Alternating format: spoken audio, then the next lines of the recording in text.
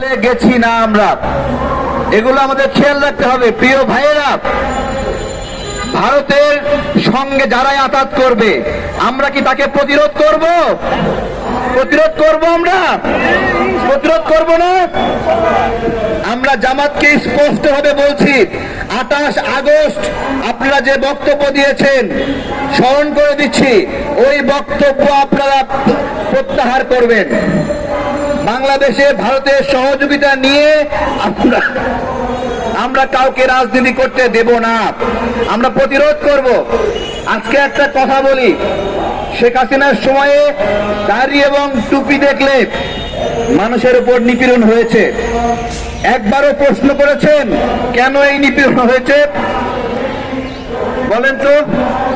শুধুমাত্র জামাতের কারণে হয়েছে এটা। আমাদের দুর্ভাগ্য কি জানেন? আমাদের বাংলাদেশে একটা ইসলামিক দল নাই শক্তিশালী, যারা স্বাধীনতার পক্ষের শক্তি। দুঃখ, যে কারণে ওই জায়গায় অ্যাঙ্গেল করে করে দাড়ি এবং টুপিওয়ালা মানুষগুলোকে আক্রমণ করা হয়েছে। এছাড়া অন্য কোনো কারণে কেউ বলতে পারবে না তাবলিগ জামাত করার কারণে তার উপর আক্রমণ হয়েছে, হেফাজতে ইসলাম করার কারণে আক্রমণ হয়েছে। জামাত এমন একটা রাজনৈতিক ন্যারেটিভের উপর রাজনীতি করে যে ন্যারেটিভের কারণে দাড়ি এবং টুপিওয়ালা মানুষগুলোর উপরে এই নির্যাতন হয়েছে। আমরা এগুলো গভীরভাবে যদি পর্যালোচনা না করি তাহলে আমাদের ইসলাম যেরকম আক্রান্ত হবে তেমনি আমাদের দেশ আক্রান্ত হবে। গত কয়েকদিন যাবৎ একটা গল্প ছড়ার চেষ্টা করা হচ্ছে যে মুক্তিযুদ্ধে 2000 মানুষ নিহত হয়েছে।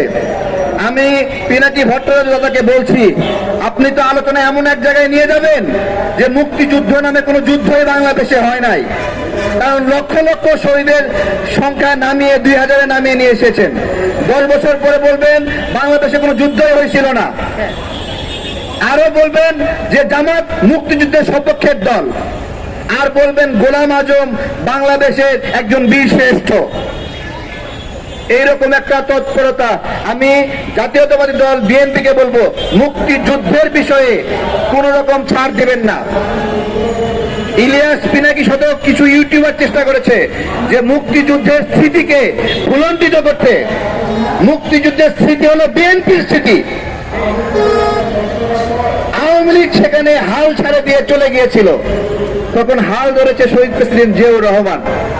এত সহজ ছিল না। সুতরাং এই গৌরবান্বিত স্মৃতি কোনোভাবে মাটিতে মিশতে দেওয়া যাবে না, এটাই চেষ্টা করা হচ্ছে। আমাদের এই আদর্শিক জায়গাতে বারবার আঘাত করা হচ্ছে। আঘাত করে বলা হচ্ছে যে মুক্তিযুদ্ধ অপ্রাসঙ্গিক, স্বাধীনতা যুদ্ধ অপ্রাসঙ্গিক।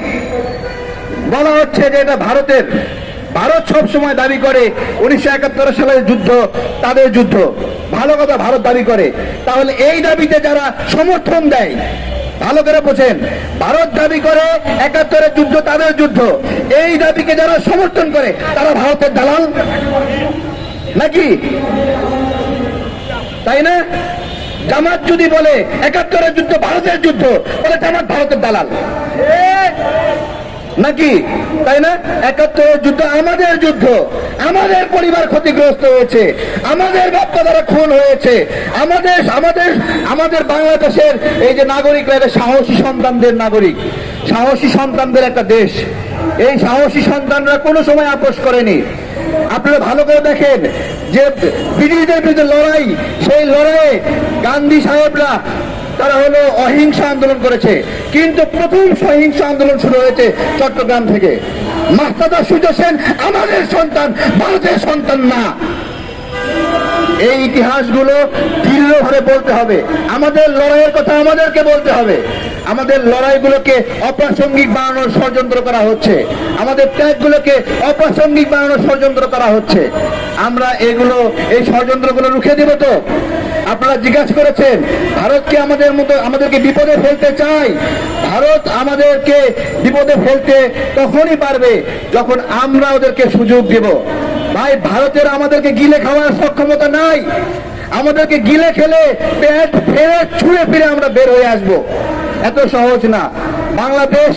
বাংলাদেশের সাথে ভারত যদি যুদ্ধ শুরু করে, পাকিস্তানের সাথে যুদ্ধ শুরু করে, ভারত কোনোদিন জিতে নাই কোনোদিন। জিতছে কোনো যুদ্ধে কে দেখাতে পারবে? 1971 সালে আমরা আমাদের সক্ষমতা জিতেছি, ভারতের সক্ষমতা জিতে নাই। এবং আমরা বলছি, ভারত যদি বাংলাদেশের সঙ্গে যুদ্ধ শুরু করতে চায়, ওই যুদ্ধ আজীবন শেষ করতে পারবে না ভারত, আমরা বলে দিচ্ছি। এবং ভারত ভেঙে খান খান হয়ে যাবে। তাদের দাঁত দিয়ে আমাদেরকে যদি কামড়াতে চায়, সমস্ত দাঁত আমরা ভেঙে গুড়মার করে দিব।